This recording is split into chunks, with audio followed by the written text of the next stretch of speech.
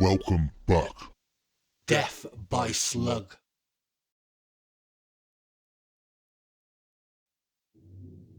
There are 6 million ways to die. Just imagine one of those ways was death by a slug. This is a very unfortunate individual and a true story. Sam Ballard was a promising 19-year-old rugby player from Sydney, Australia, enjoying a weekend get-together with friends in 2010 when he made a random decision that would prove fatal.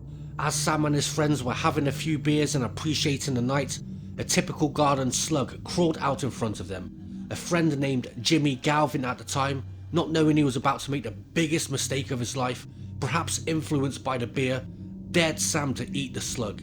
In a moment of teenage bravado, Sam took up the dare and ate the slug with no second thoughts. Everybody was in hysterics by the dare and watched Sam swallow down this harmless garden slug.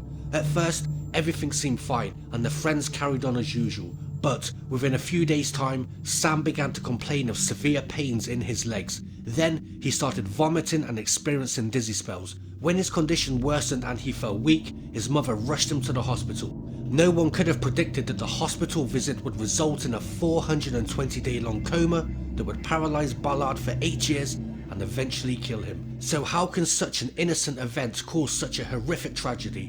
When they first arrived at the hospital, Sam Ballard's mother, Katie, feared that Sam might have multiple sclerosis, a condition that had affected Sam's father, but doctors assured her that this wasn't the case. Sam turned to his mother and explained that he had eaten a slug. She went, "No one gets sick from that," but as it turned out, Sam Ballard had indeed gotten very sick from it. Sam had become infected with rat lungworm disease, a condition caused by a parasitic worm usually found in rodents, though it can transfer to slugs and snails if they eat rodent excrement. When Sam ate this live slug, it transferred into him. When a human ingests rat lungworm larvae, they penetrate the inner lining of the intestinal tract and work their way into the liver and lungs, and then into the central nervous system. In most cases, rat lungworm disease causes only mild symptoms, if any, and most people who contract the illness recover within a matter of days or weeks. However, there are those rare instances where the symptoms are much more severe, as was the case with Sam Ballard. According to the University of Hawaii, humans are dead-end hosts for the rat lungworms,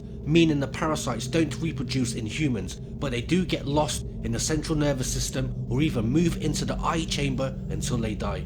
The presence of these parasites can result in transient meningitis, inflammation of the meninges, the membranes that protect the brain and spinal cord, or can cause more severe and direct damage to the brain, spinal cord and nerve roots. In Sam's case, this damage induced a coma and left him bound to a wheelchair and unable to eat without a tube. Sam's life was a shock to his own reality after waking up from his coma. Katie Ballard once described her son as invincible and called him a larrikin, an Australian slang term used to describe a young man who is often boisterous and badly behaved. In other words, a bit of a delinquent. Her rough and tumble Sam. Katie felt she'd never have to worry about anything happening to him. When something bad ultimately did, it blindsided her. "He is still the same cheeky Sam and he laughs a lot," she wrote in a Facebook post, but later added, "He is devastated. Changed his life forever. Changed my life forever. It's huge. The impact is huge." Katie initially remained hopeful that her son would one day regain the ability to walk and talk. After some time though, her hopes faded. Sam's paralysis meant he now required 24-hour care 7 days a week. He was prone to seizures, unable to go to the bathroom without help or control his body temperature. He spent 3 years in the hospital before being released, just able to operate a motorized wheelchair. Online trolls were quick to cast blame, saying that Sam's friends should be the ones paying for Sam to be looked after. Katie never blamed his friends though, they were just young, just being mates, she stated. Jimmy Galvin told the press that the first time he saw his friend again, he apologised for not stopping him from eating that slug. "He is in there 100%, Galvin said. "I apologised to Sam about everything that happened that night in the backyard, and he just started bawling his eyes out. I know he's in there." Another one of Sam's friends described what it was like seeing Sam in the hospital. "When I walked in, he was very gaunt and there was cables everywhere. He said it was a big shock." Still, his friends never abandoned him. They'd come around often to watch footy and rugby with him. When Katie left the room, Sam would reach out for an open beer and his friends would pour just a little bit onto his lips. They said his eyes lit up whenever they entered the room.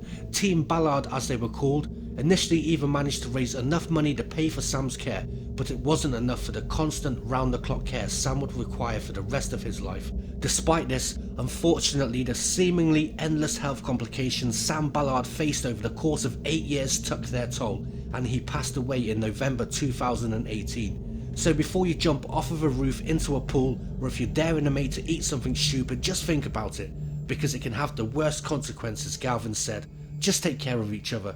Sam's final words to his mother were, "I love you." So that was this episode's strange but very sad story. It makes you think, doesn't it? So until next time,